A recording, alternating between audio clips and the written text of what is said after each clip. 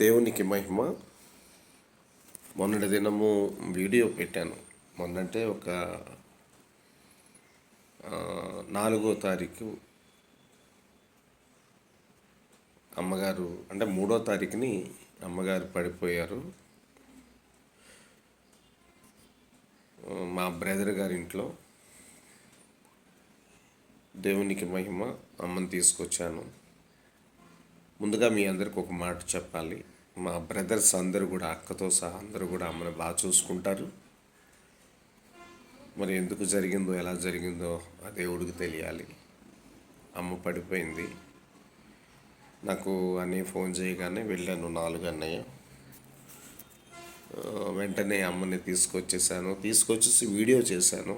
గ్రూపుల్లో voice message కూడా పెట్టాను. అమ్మగారి కొరకు అందరూ ప్రార్థన చేశారు. అమ్మగారు పడిపోయారని, చాలా బాగలేదని, అమ్మగారు ఆరోగ్యం కొరకు ప్రేయర్ రిక్వెస్ట్ పెట్టాను, వీడియో కూడా పెట్టాను. అందరూ ప్రార్థన చేశారు. దేవునికి మహిమ. అందరూ ప్రార్థన చేయబట్టి ఈరోజు అమ్మగారు ఆరోగ్యంగా ఉన్నారు. ఇగో అమ్మగారు పడుకున్నారు. అమ్మ పడుకుంది, చూస్తున్నారు కదా. అమ్మ పడుకుంది, చక్కగా ఆరోగ్యంతో ఉన్నారు. మీ అందరికీ వందనాలు. అయితే ఈరోజే ప్రేరేపణ కలిగింది, వీడియో చేయాలి, ఖచ్చితంగా అందరికీ తెలియాలి, అమ్మ బాగుంది అని తెలియాలి కనుక ప్రార్థన చేసిన ప్రతి బిడ్డలకు కూడా ప్రత్యేకంగా వందనాలు. ప్రార్థన చేసిన వారి కోసం దేవుడు మాట్లాడుతున్నాడు. ఏమని ప్రార్థన చేస్తారు? దేవుణ్ణి అడుగుతారు కనుక మత్తయి 7:7 ప్రకారం అడుగుడి మీకు ఇవ్వబడును. ప్రతి ఒక్కరు అడిగారు, అమ్మ కోసం ప్రార్థన చేశారు, అమ్మగారికి ఆరోగ్యం కావాలని. అలాగే అడిగిన ప్రతి ఒక్కరికి కూడా దేవుడు ఏమంటాడంటే, నిన్ను స్వస్థపరచు యెహోవాను నేనే అని. మరి నిర్గమకాండములో 15:16 ఉన్నది. ఇంకొక మాట నేను చదువుతాను. ఇర్మియా అధ్యాయంలో నేను చదివే ముందు, ఎంతమంది అయితే అమ్మగారి కొరకు ప్రార్థన చేశారో వారందరికీ ప్రత్యేక వందనాలు. మీ ప్రార్థన అమ్మగారి కోసం అడిగారు కనుక నిన్ను స్వస్థపరిచే యెహోవాను నేనే అన్నారు. మీ మొర కూడా ఆయన చెవిలోకి వెళ్ళింది. కీర్తనలు 18:6 ప్రకారం ఇర్మియా అధ్యాయంలో ఈ మాట నేను చదువుతున్నాను. ఎవరైనా ఈ వీడియో చూస్తున్నా, ఎవరైనా అనారోగ్యంతో ఉంటే ఖచ్చితంగా మీరు మనస్ఫూర్తిగా దేవుణ్ణి అడగండి, మనస్ఫూర్తిగా ప్రార్థన చేయండి. అడుగుడి నీకు ఇవ్వబడును అన్నాడు. నేను స్వస్థపరిచే యెహోవాను నేనే అన్నాడు దేవుడు. అలాగే ఇర్మియా అధ్యాయంలో 30వ అధ్యాయంలో 17వ వచనంలో 3వ లైన్లో మనం చూస్తే, ఇర్మియా అధ్యాయం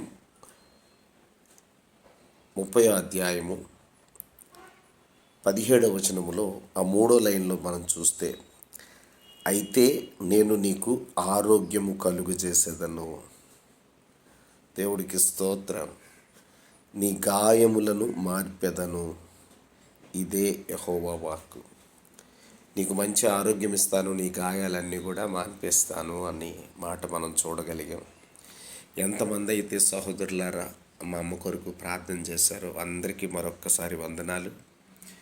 ఈ వీడియో చూసిన ప్రతి ఒక్కరికి కూడా ప్రత్యేకంగా యేసు ప్రభు ఎవరు మొరాన వింటాడండి. హిందూ, ముస్లిం, క్రిస్టియన్ అనే ఆయనకు భేదం లేదు. ఆయన అందరికీ దేవుడై ఉన్నాడు, అందరికీ ప్రభు అయి ఉన్నాడు.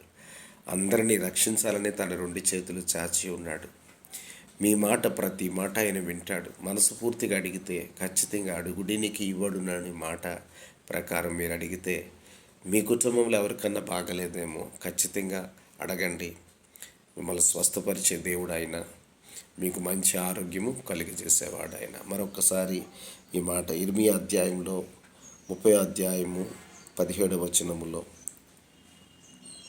అయితే నేను నీకు ఆరోగ్యము కలుగజేసేదను, నీ గాయములను మాన్పెదను, ఇదే యెహోవా వాక్కు. ఇది ఒకవేళ యాక్సిడెంట్తో మంచం మీద ఉన్నారేమో, లేదా అనారోగ్యంతో మంచం మీద ఉన్నారేమో, ఖచ్చితంగా మీ వారి కోసం మొరపెట్టండి. ఖచ్చితంగా దేవుడు కార్యం చేస్తాడు. ఒకవేళ ఒంట్లో బాగోక ఈ వీడియో చూస్తున్నారేమో, మీరైనా మొరపెట్టండి, మీ మొర కూడా దేవుడు వింటాడు. దేవునికి మహిమ. Praise the Lord. God bless you all. ఈ మధ్య నాకు కూడా కొంచెం బాగాలేదు, విపరీతమైన దగ్గడం వల్ల బాడీ పెయిన్స్ బాగా వచ్చేసాయి.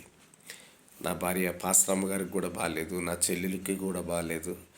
దేవుడు మమ్మల్ని అందరిని ముట్టి స్వస్థపరిచి ఆరోగ్యం ఇచ్చాడు. అలాగే ఈ వీడియో చూసిన ప్రతి ఒక్కరు విశ్వాసంతో ప్రార్థన చేయండి, కార్యం చేసేవాడు ఆయన. God bless you all. Praise the Lord. మీ బ్రదర్ సైలెస్ పాల్. ఈ వీడియో నచ్చితే అందరికీ షేర్ చేయండి. ఈ వీడియో చూసిన ప్రతి ఒక్కరు కూడా మనస్ఫూర్తిగా అడగండి. మనస్ఫూర్తిగా దేవుడిని అడగండి. ఈ వీడియో చూసి మీరు ప్రార్థన చేయండి. దేవుడు మీ పట్ల కూడా కార్యాలు చేస్తాడు. God bless you all. Praise the lord.